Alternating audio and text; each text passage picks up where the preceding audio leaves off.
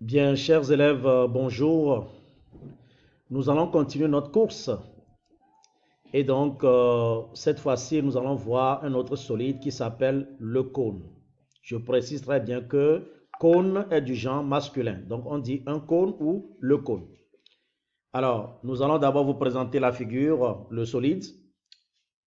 Alors, nous allons nous intéresser à la forme du cône. Vous voyez, la base, elle a une forme circulaire. C'est exactement comme un cylindre. Hein, vous voyez, la base est circulaire.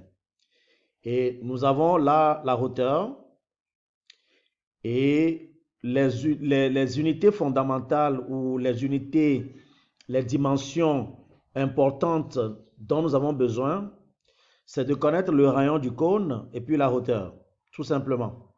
Rayon et hauteur. Maintenant, nous allons nous intéresser au calcul du volume d'un cône.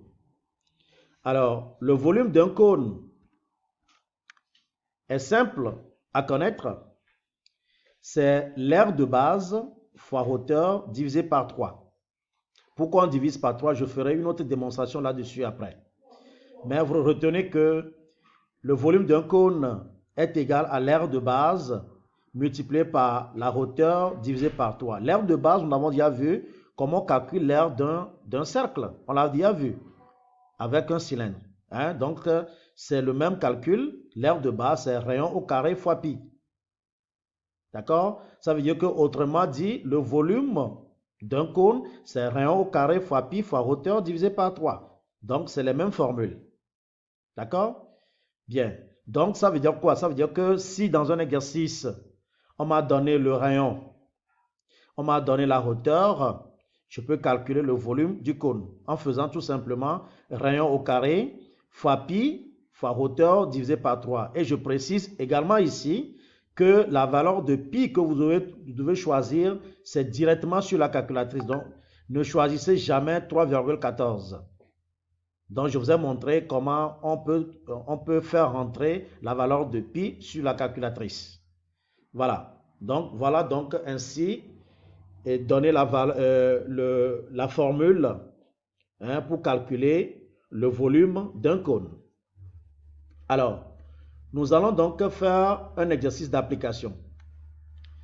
Alors, ici, on nous présente un verre qui a donc une forme d'un cône, cône de révolution, c'est la même chose, c'est un cône, voilà, dont le sommet est déjà bien indiqué. On m'a donné la hauteur OS qui est égale à 9 cm et on m'a donné également le rayon OA qui est égal à 4 cm.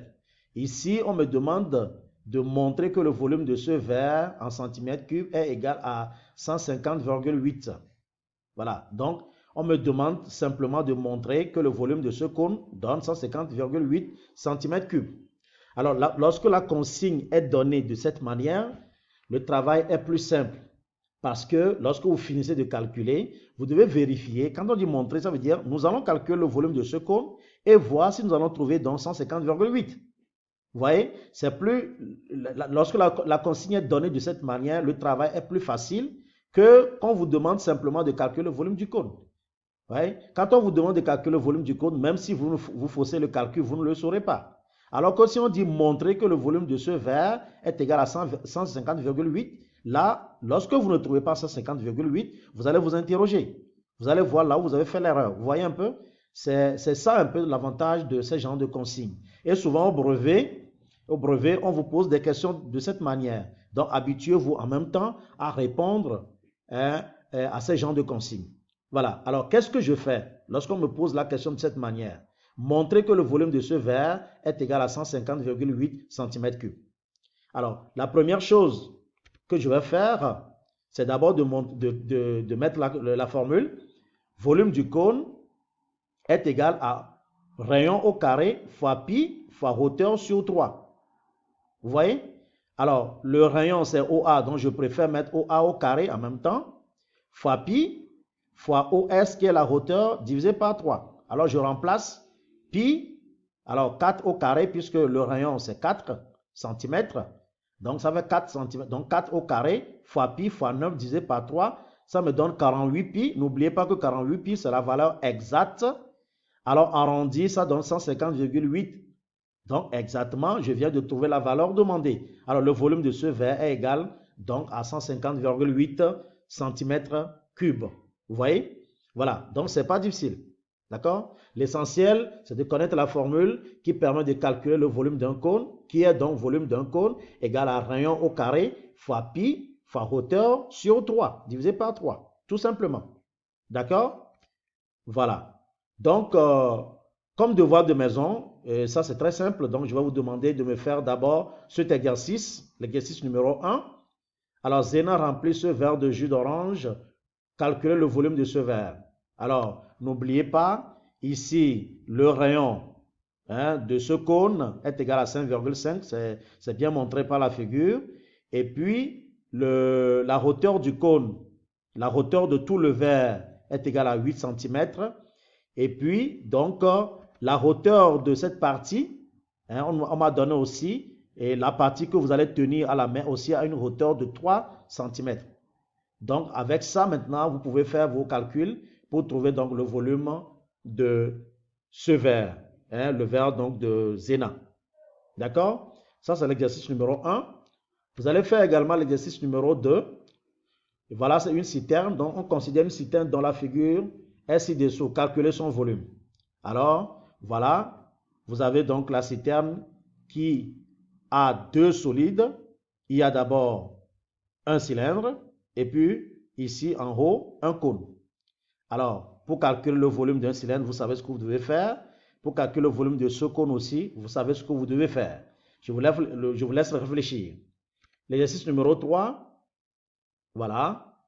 Alors, pour permettre à l'ingénieur Yacine de fabriquer la pièce en panne de cette voiture, de sa voiture, Farida lui envoie la maquette dont la figure est ci-dessous. Calcule le volume de cette pièce.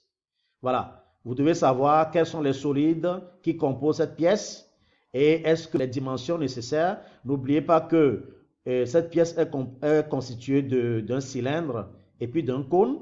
Je connais le diamètre. Ça, c'est le diamètre du cylindre. Je connais la hauteur du cylindre et puis je connais la hauteur du cône. Alors, je précise ça très très bien.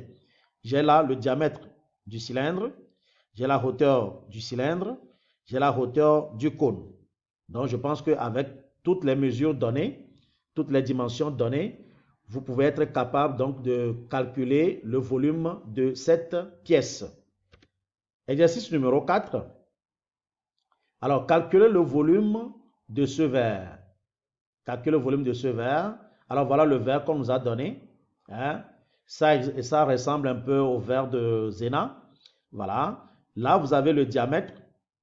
Là, vous avez donc toute la hauteur. Et là, vous avez seulement la hauteur de la manche. C'est-à-dire là où vous tenez la main. Voilà.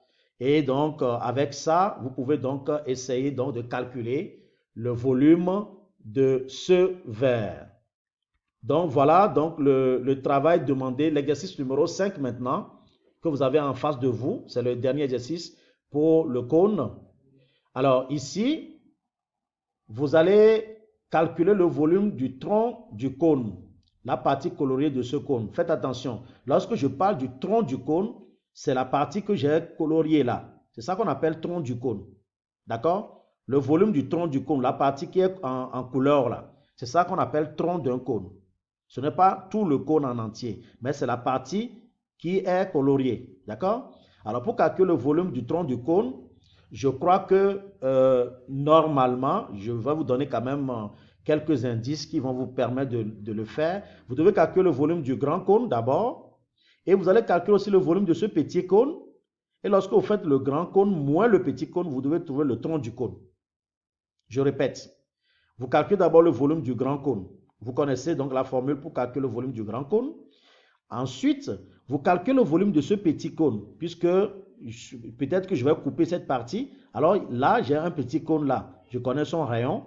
Vous calculez le volume du petit cône et vous faites la soustraction. Vous faites le grand cône moins le petit cône et vous trouvez le volume du tronc du cône. Alors, je vous laisse réfléchir là-dessus. Et puis, on va faire donc une correction générale de tous ces 5 exercices pour la prochaine fois. Alors, je vous remercie pour votre attention et puis je vous souhaite bon courage. Merci. Au revoir.